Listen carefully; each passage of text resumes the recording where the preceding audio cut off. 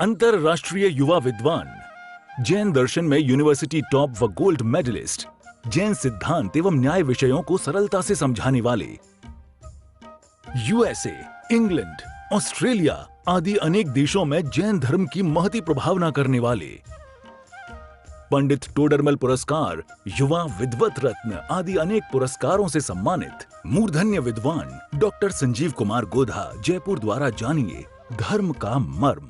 Doctor Sanjeev Kumar ji Godha के प्रवचन प्रसारण का लाभ प्राप्त कर ज्ञानदान में सहभागी बने। एक दिन की 9,000 अथवा 3,000 के 3 प्रायोजक मिलकर भी ज्ञानदान स्वरूप प्रदान करने पर लाखों लोगों द्वारा प्रवचन सुना जाता है।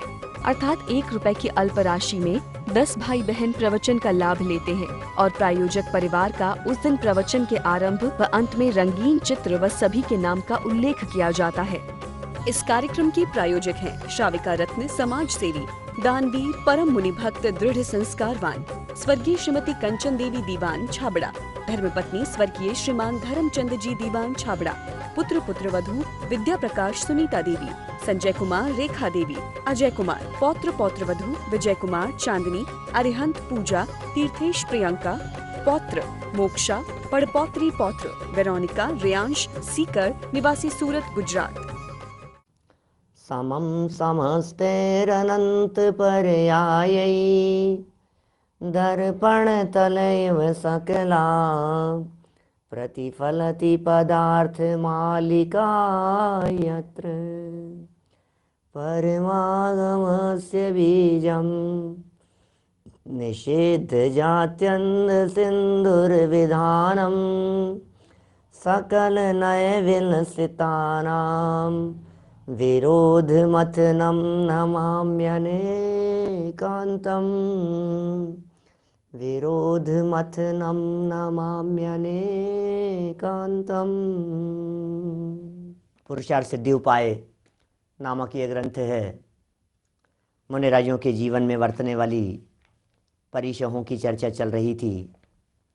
कैसे कैसी परिस्थितियां मुनिराजों के जीवन में आ जाती है, उसके बावजूद भी हमारे महामुनिराज सहज रहते हैं, शांत रहते हैं, निर्मल भाव रूप रहते हैं। ये उनके एक प्रकार से ऐसा कह सकते हैं, ये आश्चर्य ही है इस युग का, मनुष्य गति के जीवों का, पंचम काल के जीवों का है। काल पंचम होने पर भी वे क्या मस्त रहते हैं। कोई बात नहीं, काल कोई सा भी हो, मुनिराज तो अपने अस्थि स्वरूप में रहते हैं। अपने अस्थि की मस्ती में रहने वाले हमारे ये महामुनिराज एक एक परिचय को अपने स्वभाव के अवलंबन से जीतते चले जाते हैं। आश्रय स्वभाव का होता है, वस्तु स्वभाव के आश्रय से वे जीत लेते हैं इन परिस्थितियों को। परिस्थितियाँ कैसी भी हो, मन स्थिति मुनिराज के कंट्रोल में रहती है, और जब मन कंट्रोल में रहता है तो परिस्थितियाँ कुछ बिगाड़ने में समर्थ नहीं होती। माहौल ने तो बहुत बिगाड़ने की कोशिश की, परिस्थितियों ने तो बहुत बिगाड़ने की कोशिश की, लेकिन हमारे वे महामुनिराज उन समस्त परिस्थितियों के बीच में अपने आप को उन परिस्थितियों से अलिप्त, भिन्न महसूस करते हुए अत्यंत प्रसन्न रहते हैं। बड़ा गजब का स्वरूप है, बड़ा गजब का जीवन है हमारे महामुनिराजों का। अद्भुत जीवन, अद्भुत शैली। और कल हमने आपके बीच में यहाँ चर्चा कर ली है उनकी शैया के संदर्भ में और उनकी चर्या के संदर्भ में। विचार करते हैं भैया, 3 लोक में कहाँ कहाँ नहीं घूमा है, कहाँ कहाँ नहीं रहा है। कहाँ सोएगा, अपने स्वरूप में जाकर के विश्राम कर, बाहर में कहाँ विश्राम करेंगे। दुनिया में कोई स्थान रहने योग्य नहीं है, दुनिया में कोई जगह है रहने योग्य नहीं है। रहने लायक यदि कोई स्थान है तो उस स्थान का नाम है अपना स्वभाव। वे अपने स्वभाव में आरूढ़ होकर के रहते हैं। चर्या, चर्या, अरे किसकी चर्या करें, कौन से साधन पे चलें, कौन से हाथी घोड़ों के ऊपर सवारी करें। ये हाथी घोड़ों की सवारी रास नहीं आती उन्हें। जगत के जीव तो हाथी घोड़ों की सवारी करते हुए भी उसमें कदाचित पाप कर्म के उदय से खेत खिन्न होते हैं, लेकिन हमारे महामुनिराज नंगे पांव चलते हुए भी, पद विहार करते हुए भी, दिशाओं को ही अपना अंबर मानते हुए, नग्नत्व को धारण किए हुए हैं, कंकड़ पत्थर कंकड़ीली जमीन चुभती रहे, कोई फर्क नहीं पड़ता है, वे रंच मात्र भी खेद खिन्न नहीं होते। खेद नहीं आता, मन में विचार मात्र भी नहीं आता है कि मैं ये क्या कर रहा हूँ। ये सब चिंतन का ही बल है, और तो क्या कह सकते हैं। सिर्फ एक चिंतन ही तो है जो उनके उपयोग को स्थिर बनाए रखता है। चिंतन बिगड़ गया, उपयोग बिगड़ गया, उपयोग बिगड़ गया, परिस्थिति बिगड़ गई, परिस्थिति बिगड़ गई, मोक्ष मार्ग खत्म हो गया। मेंटेन है यदि मोक्ष मार्ग उनके जीवन में, तो कुछ तो बात होगी। ये मोक्ष मार्ग क्यों मेंटेन है उनके जीवन में? इसलिए मेंटेन है क्योंकि उन्होंने अपने चिंतन की धारा को सही दिशा में लगा रखा है। चिंतन की दिशा सही है। देखें, अब नया चिंतन प्रस्तुत करते हैं नई बात के संदर्भ में। बात नई है, चिंतन भी कुछ नया होगा। 20 नंबर का परिचय यहाँ दे रहे हैं, पेज नंबर 250 से है हमारी इन नई वाली पुस्तकों में। वध परिचय के बारे में गुजराती की पुस्तकों में पेज नंबर अलग है, पुरानी पुस्तकों में तो 187 नंबर पेज है, नई वाली में 250 से है, और गुजराती की पुस्तकों का पेज नंबर 175 है ना। तो अपने अपने हिसाब से आप लोग देख लेवें जिसके पास में जो पुस्तक रखी हो। वध परिचय है। वध जानते हैं? वध खत्म कर देना, मार देना। अरे इनका वध हो गया, ये वध हो गया माने मर गए, मारे गए हैं। भववासी जीव मारने पीटने से सदैव भयभीत रहते हैं। पिट जाएगा, किसी ने इतना कह दिया पिट जाएगा, ये डर गया, ये जान से मार दूंगा। एक धमकी क्या मिल गई, हमारे तो होश उड़ गए, रातों की नींद गायब हो गई, अब कुछ होश नहीं है हमारे को, अब क्या करें। दिन में चैन नहीं, रातों की नींद नहीं। कारण क्या कि किसी व्यक्ति ने इतना सा मात्र कह दिया कि जान से मार दूंगा। सिर्फ कहा है, सिर्फ कर्णेंद्री का विषय बना है। मारने पीटने से डरते हैं, पिट जाएगा, डंडे पड़ेंगे। पुलिस से डरते हैं, पुलिस पकड़ के ले जाएगी, पुलिस के डंडे पड़ेंगे, घबराने लग जाता है व्यक्ति। इसको अंदर में ऐसी पीड़ा, नहीं पुलिस नहीं कहते ना, मार के आगे भूत भागते हैं। ये क्या चीज है? लातों के भूत बातों से नहीं मानते हैं, ये क्या कहावतें हैं? लातों के भूत बातों से नहीं मानते हैं, कहना क्या चाहते हो? समझ में नहीं आई हमारे को कुछ बात, क्या आपकी समझ में नहीं आई? माने पिटाई के आगे अच्छे सीधे हो जाते हैं। पिटाई ऐसी चीज है, मार पीट से भववासी, भव में निवास करने वाले हम आप जैसे साधारण लोग पिटाई से डरते हैं, भयभीत रहते हैं, चोट से, भय से। यदि कोई उन पर उपद्रव करे तो उनसे द्वेष करके अति तीव्र कषाय धारण करते हैं। ये आपके हमारे जैसों की साधारण जीवों की ये हालत है। परंतु मुनिराज को कोई पापी जीव बांधे अथवा दंड देवे अथवा पाषाण आदिक से मारे और नाना प्रकार का उपसर्ग करके महान कष्ट पहुंचावे तो भी वे उससे रंच मात्र भी द्वेष नहीं करते, समता भाव ही रखते हैं। सामने वाले व्यक्ति ने पीटा, अरे ऐसे सुदृष्टि तरंगिणी के अंदर ऐसा प्रयोग किया, बड़ा गजब का, इस वध परिचय के संदर्भ में। वो कहते हैं कोई व्यक्ति आपको लातों से मार रहा है, तो मुनिराज विचार कर रहे हैं लातों से ही तो मार रहा है, क्या डंडे से तो नहीं मार रहा, लकड़ी से तो नहीं मार रहा। क्या रत्नगण श्रावाचार्य में भी दिया होगा, सुदृष्टि तरंगिणी में भी दिया, परिचयों के प्रकरण में। क्या चिंतन कर रहे हैं? अरे ये बहुत दयालु है। क्या विचार करते हैं? लातों से मार रहा है कोई व्यक्ति और मुनिराज चिंतन कर रहे हैं ये बहुत दयालु है, ये मुझे लातों से तो मार रहा है, ये मुझे लकड़ी से नहीं मार रहा है। और यदि कदाचित कोई व्यक्ति उन्हें लकड़ी से मारने लगे तो मुनिराज चिंतन करते हैं, विचार करते हैं ये मुझे लकड़ी से ही मार रहा है, ये मुझे हथियार से नहीं मार रहा है, छुरे से नहीं मार रहा है, तलवार भाले से नहीं मार रहा है। और यदि कोई मुनिराज को चक्कू से मारने लगे तो मुनिराज विचार करते हैं कि कोई बात नहीं, ये मुझे चक्कू से मार रहा है लेकिन जान से तो नहीं मार रहा है। कोई व्यक्ति यदि उन्हें जान से मारने लगे तो मुनिराज विचार करते हैं ये जिसे मार रहा है वो मैं नहीं हूं। क्या? जिसे मार रहा है वो मैं नहीं हूं। ये मेरे शरीर के तो खंड खंड कर रहा है लेकिन मेरे दर्शन ज्ञान चारित्र को खंडित करने में समर्थ नहीं हो सकता है। इसने मुझे कहाँ मारा, मैं तो अपने चैतन्य प्राणों से जीता हूं, ये मेरे चैतन्य प्राणों का घात नहीं करता। ओह, अरे कितने प्रसंग मिलते हैं, घाणी में पेल दिया, ऐसा कर दिया, सूली पे लटका दिया, शूल लगा दिए उनके, और क्या क्या प्रसंग बनते हैं मुनिराजों के साथ में। अरे सर्व प्रसंगों में मुनिराज तो समता भाव धारण करते हैं। ये कैसी कैसी बातें हैं, न मैं शस्त्र से कटता हूँ, न मुझे अग्नि जला सकती है, न मुझे पानी सुखा सकता है, न मुझे हवा उड़ा सकती है। शस्त्र से भी मैं कभी कटता नहीं, अग्नि से भी मैं कभी जलता नहीं, बोलो, पानी में भी मैं कभी गलता नहीं, और पवन सुखाए तो मैं कभी सूखता नहीं।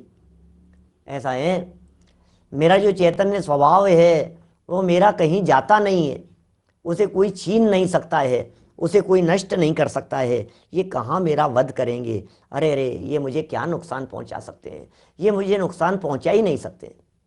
वध वध परिचय से रहित, मैं अजर मेरा अविनाशी तत्व, मेरा कौन वध करे, मुझे कौन मारे, दुनिया में कौन किसका वध कर सकता है। अरे भाई, इनके वध करने से ये वर्तमान पर्याय छूटती है, लेकिन मैं तो दूसरी पर्याय में जाकर के जन्म ले लेता हूं। मैं ऐसा अजर अमर अविनाशी तत्व हूं जिसका विनाश नहीं होता, मैं ऐसा तत्व हूं जिसे कोई मार नहीं सकता, मैं वो तत्व हूं जिसका कोई विनाश नहीं कर सकता, मैं वो तत्व हूं जिसे अग्नि में जलाया नहीं जा सकता है। ये जल करके राख हो जाने वाला पुद्गल है, पुद्गल भी पुद्गल रहता है, मैं चैतन्य तत्व अविनाशी तत्व हूं। क्या चिंतन कर रहे हैं भाई साहब, कौन मारे ऐसे ऐसे मुनिराज को, मार मार।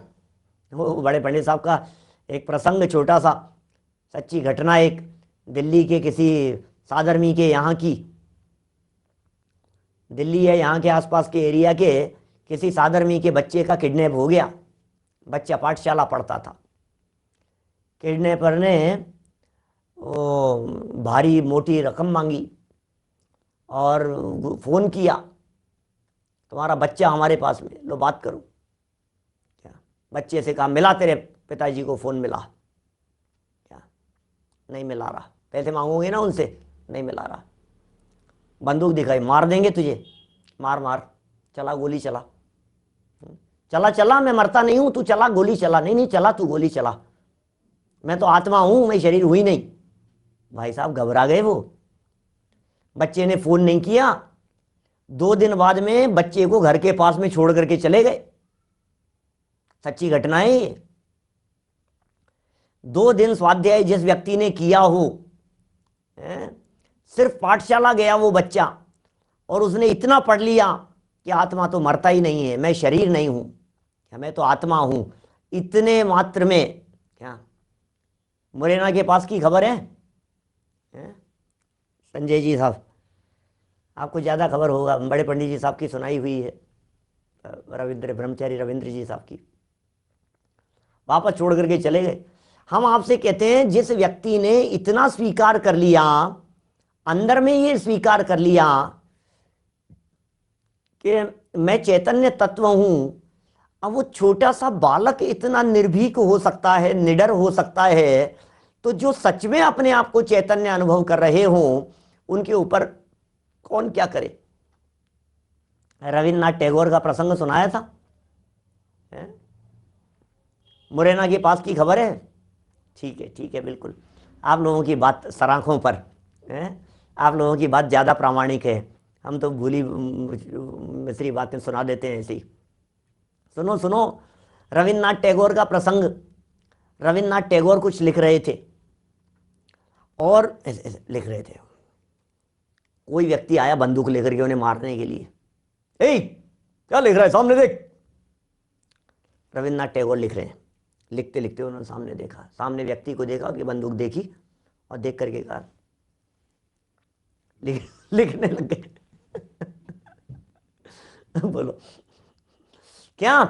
हाँ रुक जा एक बार, कुछ कुछ कर रहा हूँ, काम कर रहा हूँ, काम पूरा करने दे मेरे को, फिर बाद में बात करेंगे तेरे से। वो अपना काम करने लग गए। मैं ये कह रहा हूँ, इतनी निडरता। वो कोई तत्वज्ञानी नहीं थे, वो कोई भेद विज्ञानी नहीं थे, भरत भाई टिम्बड़िया का, बोलो।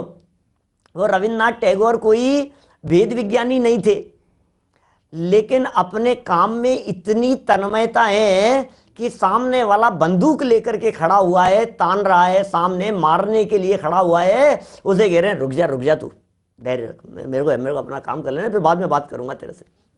बोलो, ये तत्वज्ञानी, भेद विज्ञानी, तीन कषाय चौकड़ियों के अभाव वाले, अनंतानुबंधी, अप्रत्याख्यानावरण, प्रत्याख्यानावरण जिनके जीवन में नहीं है, और तीन कषाय चौकड़ी के अभाव में, अनंतानुबंधी, अप्रत्याख्यानावरण, प्रत्याख्यानावरण के अभाव में अंदर के अतीन्द्रिय आनंद रस में मस्त रहते हैं, मग्न रहते हैं।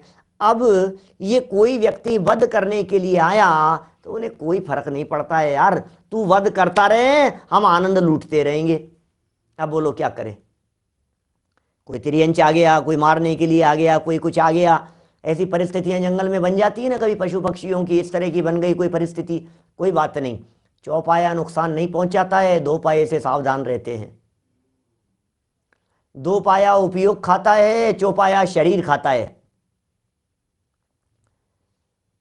ये चौपाया तन को खाता है, चौपाए जानवर, क्या चौपाए जो जानवर हैं ये तन को खाते हैं, और जो दो पाए मनुष्य हैं ये चेतन के उपयोग को खाते हैं। बोलो क्या करें, बतलाइए। ये उपयोग को खाते हैं, और मुनिराज के लिए तन महत्वपूर्ण नहीं है, चेतन महत्वपूर्ण है। तन उपयोगी नहीं है, चेतन उपयोगी है।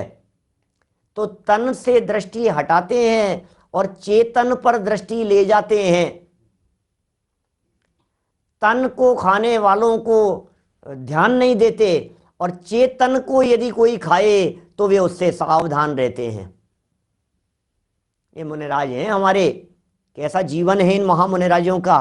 ओहो, कोई पापी जीव दंड दे रहा है, लकड़ी से मार रहा है, पाषाण से मार रहा है। दंड माने लकड़ी, दंडा, दंड से मारे, पाषाण आदि से मारे, और नाना प्रकार का उपसर्ग करके महान कष्ट पहुंचावे।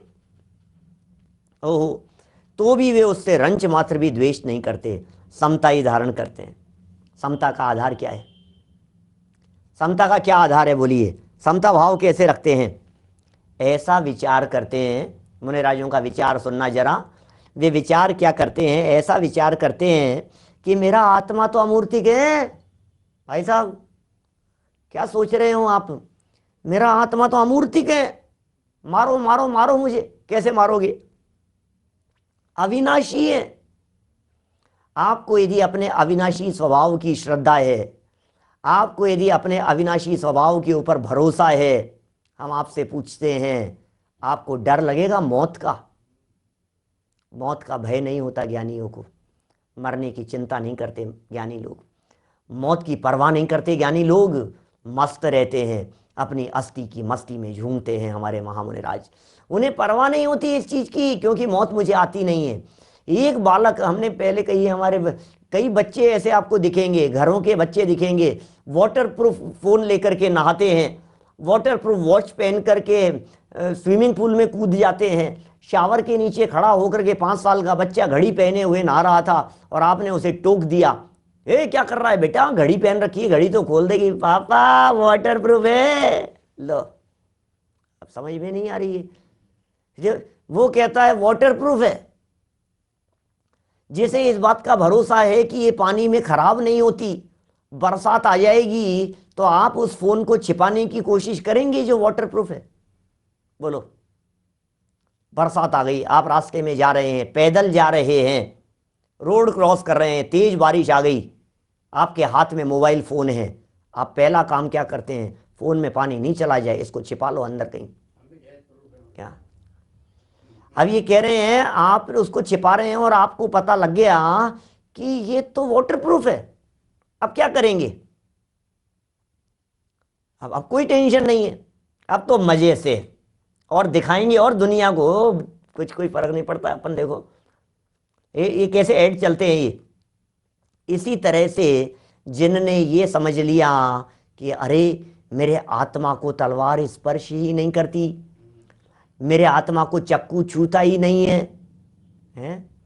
मेरे आत्मा को ये टच ही नहीं करता है। सोचो जरा, ये डेथ प्रूफ है, ये आत्मा ऑल प्रूफ है, फायर प्रूफ है, एयर प्रूफ है, माने हर तरह से चारों तरफ से। जब जिन्हें इस बात का भरोसा हो जाता है, जिन्हें इस बात का विश्वास होता है, अंदर में जिन्हें इस बात की दृढ़ता होती है, अंदर में जिनके ये बात बैठ चुकी होती है श्रद्धा के लेवल पर, अब उन्हें सामने वाला व्यक्ति बंदूक ला करके परेशान करे तो उन्हें क्या कहेगा, मजाक है, कुछ दम नहीं है इसमें, क्या है, बोलो। सोचिए जरा, पाटनी जी साहब इंदौर से, आप सोचिए यदि किसी व्यक्ति ने कवच पहन रखा है, क्या कवच पहना हुआ है, अब बोलो, अब वो डरता है क्या सामने वाले की गोली, चला चला गोली चला, मैं खड़ा हूं तेरे सामने, चला गोली चला। अब वो भाई तू डर क्यों नहीं रहा है, इसलिए नहीं डर रहा हूं कि मैंने पहन रखा है कवच, मेरे सीने पर गोली चलाएगा मेरे कोई फर्क नहीं पड़ेगा, मैं गोलियां खाने के लिए तैयार हूं, क्या बोलो। ये जो पावर आती है, ये जो शक्ति है, ये जो सामर्थ्य है, ये सामर्थ्य कुछ स्वभाव की सामर्थ्य है, ये बल कुछ अंदर का बल है, ये आनंद कुछ अभूतपूर्व है भाई साहब, यह आनंद ही बड़ा गजब का है? क्या कह रहे हैं, मेरा आत्मा तो अमूर्तिक है, अविनाशी है, चिद आनंदमय है, आनंदमय है, उसे दुख कौन दे सकता है। वाह, मुझे दुखी करने के लिए आए हो, दे ही नहीं सकते हो, करो करो मुझे दुखी करो, चलो चलो मैं बैठा हूं आपके सामने, मुझे दुखी करके दिखाओ, बताओ जरा दुखी करके बताओ तो सही। मैंने अपने सुखी और दुखी होने का रिमोट कंट्रोल आपके पास में नहीं दे रखा है, आप करके तो बतलाओ। मैं नहीं होता हूं आपकी बातों से सुखी दुखी, हम मस्त रहते हैं, हम आनंदमय रहते हैं, बोलो, हम नहीं होते हैं दुखी। क्या आप कितना भी कुछ भी कहते रहो, और आपको हम 2 मिनट में दुखी कर सकते हैं, आपके नाम कुछ नहीं, ये अंगूठा दिखाते रहे ना अभी 2 मिनट तक, आपको ऐसे ऐसे करते रहे, ये दुखी होता, मेरे को देखो, मेरे को अंगूठा दिखा रहा है, मेरे को ऐसे चिढ़ाते हैं, ऐसे ऐसे करते रहते हैं। अरे तो कर रहे होंगे तो कितने क्या कर लिया, अंगूठा उनका, हाथ उनका घुमा रहे हैं, वो परिणाम उनका, विकल्प उनका, तो काहे को परेशान होता है, मुझे समझ में नहीं आता है। हम पर से प्रभावित होकर के ऐसे ही परेशान होते रहते हैं, हमारी सारी परेशानी पर के कारण से होती हुई दिखाई देती है। ये कहते हैं उसे कौन दुखी कर सकता है, अविनाशी आत्मा को कौन दुखी करे। वज्र का किला हूं सुरेंद्र जी भाई साहब, वज्र का किला हूं मैं, मुझे कौन दुखी करे, मैं वज्र का किला हूं, मुझे कौन परेशान करे, मैं शाश्वत ध्रुव किला हूं।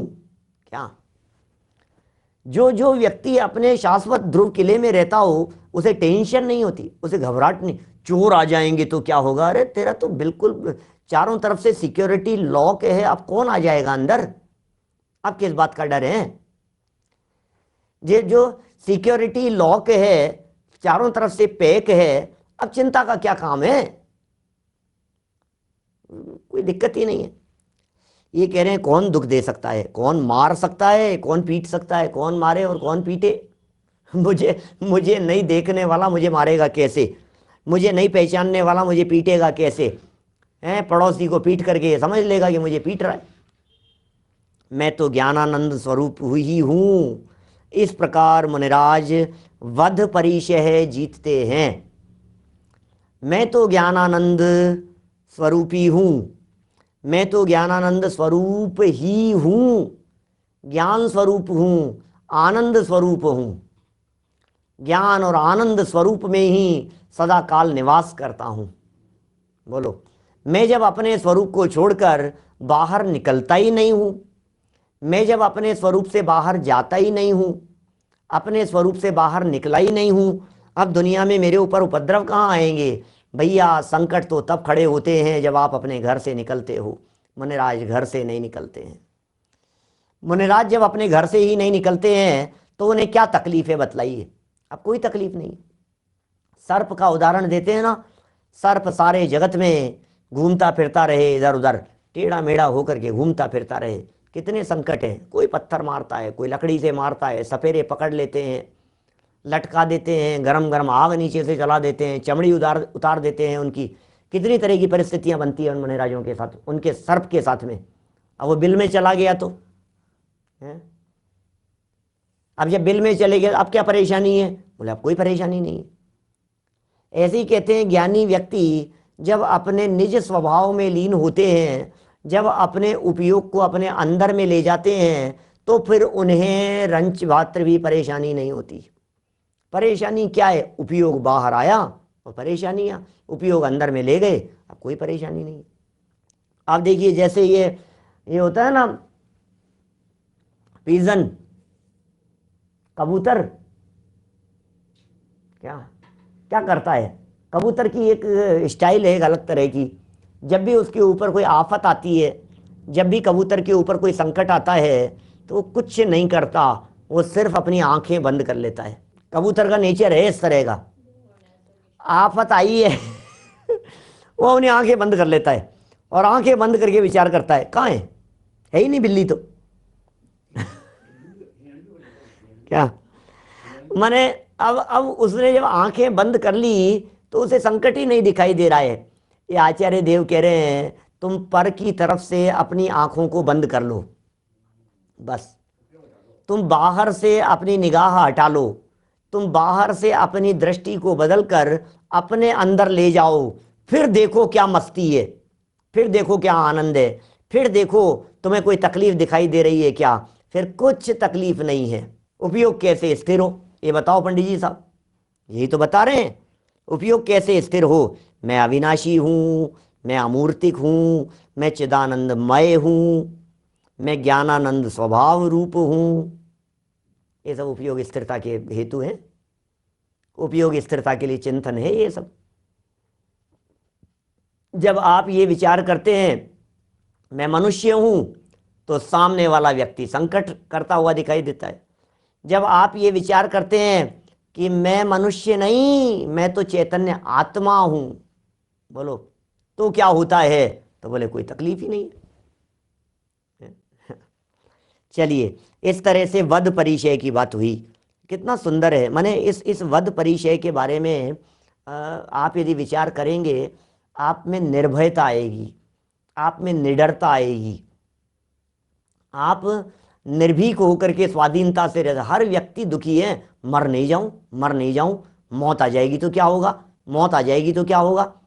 मेरे नहीं नहीं नहीं, अरे भैया मर जाऊंगा मैं, अरे मास्क लगाओ मास्क, अरे भीड़ में मत जाओ, अरे पब्लिक के बीच में मत जाओ, अरे नहीं नहीं बस में सफर मत करो, अरे ट्रेन में मत जाओ, क्यों क्यों? मर जाऊंगा। अरे मर जाता तो, रोड क्रॉस कर रहा है, गाड़ी तेज स्पीड, मर जाता तो, मर जाता तो, मर जाता तो। मौत मौत मौत दिखाई दे रही है, दिन रात रो रहा है मौत मौत के नाम पर। वध परिचय को जीतते हैं हमारे महामुनिराज, और हम यदि उन मुनिराज के भक्त हैं, हम यदि उन मुनिराज के दासानुदास हैं, हम यदि उन मुनिराज के सेवक हैं, तो हमें भी ये वध परिचय को जीतने की एज ए प्रैक्टिस ये विचार चिंतन करना चाहिए। मौत का विचार मेरे मन में नहीं आएगा, मौत का खौफ मेरे दिलो दिमाग में नहीं आएगा आज के बाद में कभी। अब नहीं डरेंगे मौत से, अब नहीं डरेंगे। बहुत बार मर लिए, बहुत बार डर लिए, बहुत बार रो लिए, बहुत बार तड़प लिए, अब नहीं रोएंगे, अब नहीं तड़पेंगे, अब नहीं पीड़ित होंगे, अब खेत खिन्न नहीं होंगे, अब हम अमर भये ना मरेंगे। बस अब तो एक ही चिंतन है, जीवन भर के लिए ले लो प्रतिज्ञा, कैसी भी परिस्थिति क्यों नहीं हो जाए, लेकिन मौत से डरेंगे नहीं। अरे अभी ये तत्व ज्ञान मिल गया है, अब ये भेद विज्ञान की चर्चाएं मिल गई है, अब ये त्रिकाली ध्रुव आत्मा की बातें मिल गई है हमारे को, अब ज्ञान स्वभावी चैतन्य तत्व की चर्चा हमारे को मिल गई है। अब हमने अपने आप को आत्मा स्वीकार कर लिया है, अब हमने अपने आप को चैतन्य स्वीकार कर लिया है। अब नहीं डरते, अब नहीं डरते भाई साहब। आने दो, कोई बात नहीं, कोरोना आने दो कि कोरोना का बाप आने दो, कोई दिक्कत नहीं है। अब महामारी आने दो, कोई दिक्कत नहीं है, कैंसर हो जाए चाहे किडनी फेल हो जाए, हार्ट अटैक आ जाए, कोई बात नहीं, डॉक्टर्स जवाब दे दे, कोई बात नहीं, कोई फर्क नहीं पड़ता है, क्योंकि मैंने ये बात समझ ली है, अब नहीं मरेंगे। क्या अब नहीं मरेंगे? मरे अनंत बार, अनंत बार मरे हैं बिना समझे, अब नहीं मरेंगे, अब तो मरना बंद हो, अब तो मौत पर विजय प्राप्त कर ली है हमने। अविनाशी का मतलब क्या होता है? अजर अमर का मतलब क्या होता है? अमूर्तिक का मतलब क्या होता है? शब्दों के अर्थ क्या हैं ये तो देखें जरा। मैं अमूर्तिक हूं, सामने वाला गोली मार रहा है, मैं अमूर्तिक हूं। सामने वाला चक्कू मार रहा है, मैं अमूर्तिक हूं। सामने वाला लकड़ियों से मार रहा है, मैं अमूर्तिक हूं। सामने वाला जो कुछ कर रहा है लेकिन मैं अमूर्तिक हूं। सामने वाला मारने की कोशिश कर करके परेशान है, मार नहीं पा रहा है क्योंकि मैं अमूर्तिक हूं। ऐसा चिंतन करते हैं आलोक जी भाई साहब? आत्मा का चिंतन चलता है, ऐसा अविनाशी आत्मा का चिंतन चलता है, अमूर्तिक आत्मा का चिंतन चलता है, अविनाशी आत्मा का चिंतन चलता है। बोलो, ऐसे अविनाशी आत्मा का, और ये चिंतन निरंतर चलता है। इस चिंतन में ब्रेक नहीं पड़ता, ये चिंतन व्यवधान डालने वाला नहीं होता, ये चिंतन परेशान करने वाला नहीं होता, ये चिंतन आनंददायक है, ये शांति उत्पन्न करने वाला चिंतन है। ऐसा चिंतन चाहिए क्या पाटनी जी साहब? माने क्या करें अपन उपयोग की स्थिरता के लिए? बोले ये चिंतन करो, बस चिंतन की कमी है और कुछ नहीं है, सारा खेल चिंतन का है। 38 नंबर पेज, मोक्ष मार्ग प्रकाशक, अमूर्तिक प्रदेशों का पुंज, प्रसिद्ध ज्ञानादि गुणों का धारी स्वयं प्रभु चैतन्य आप है, उसका विचार कर, उसका विचार नहीं है, सिर्फ एक ही विचार करना है, चिंतन की धारा बदलनी है। युगल जी बाबू जी का एक वाक्य याद आता है, जैन दर्शन किसका नाम है? क्या? जो जीव के चिंतन की धारा को आमूलचूल परिवर्तित कर दे, उसका नाम जैन धर्म है। जैन कौन? जैन धर्म किसका नाम? जैन धर्म किसे कहें? जो चिंतन की धारा को बदल दे, जो सोचने का नजरिया बदल दे, जो दृष्टिकोण बदल दे, निगाह बदल दे। बोलो बोलो, बदलने का मतलब सही दिशा में बदलने की कह रहे हैं क्या? वे इतना तो समझना ही पड़ेगा, सामने बैठे हो तो। फिर इतना भी नहीं समझो तो फिर बाजार वाक्य कहा थोड़ी ना जाएगा क्या? भाई चिंतन की धारा बदलने की कह रहे हैं, अनादिकाल से उल्टी चल रही है, अब बदलेगी किधर ये बताओ? उल्टी तो चली रही है अनादिकाल से, अब किधर बदलेगी? अब तो दिशा बदलना है, दशा अपने आप बदल जाएगी। दिशा नहीं बदली है अनादिकाल से, ये दिशा बदलने के प्रयास की चर्चाएं चल रही है यहाँ पर सारी। चलिए हो गई चर्चा अपनी वध के संदर्भ में, माने वध से अब डर नहीं लगेगा, अब धमकियों से हम डरते नहीं हैं, हम धमकियों से डरने वाले नहीं हैं, ऐसा समझ लेना, कोई बात नहीं। निषेध्या की तरफ चलो। निषेध्या क्या चीज होती है? निषेध्या माने होता है बैठना। शय्या और चर्या, इन दो की चर्चा हमने की थी कल 18 और 19 नंबर पर। चर्या माने चलना, शय्या माने लेटना, और निषेध्या माने बैठना। तो निषेध्या बैठने की बात हुई, चर्या चलने की बात हुई, और शय्या लेटने की बात हुई। तीन ये मनराजियों की चर्या है, माने आचरण है, उनका स्टाइल है। ये तो लाइफ में बैठेंगे भी, चलेंगे भी और सो लेटेंगे भी। तो अब बैठने संबंध में कितनी तरह की परिस्थितियां उनके साथ में बन सकती है, क्या परेशानियां मुनिराजों के साथ में आ सकती है, और वे मुनिराज उसे किस प्रकार से जीत लेते हैं, उसकी यह चर्चा निषेध्या के माध्यम से कर रहे हैं। देखिए जरा, संसार के समस्त जीव, आप, हम सब जीव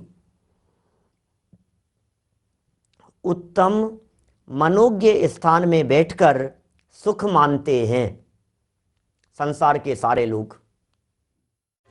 इस कार्यक्रम के प्रायोजक हैं श्राविका रत्न समाज सेवी, दानवीर, परम मुनि भक्त, दृढ़ संस्कारवान स्वर्गीय श्रीमती कंचन देवी दीवान छाबड़ा।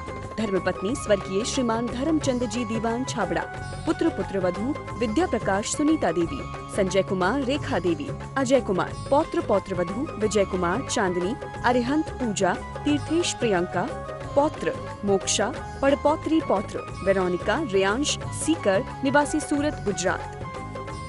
डॉक्टर संजीव कुमार जी गोधा के प्रवचन प्रसारण का लाभ प्राप्त कर ज्ञानदान में सहभागी बने। एक दिन की 9,000 अथवा 3,000 के 3 प्रायोजक मिलकर भी ज्ञानदान स्वरूप प्रदान करने पर लाखों लोगों द्वारा प्रवचन सुना जाता है।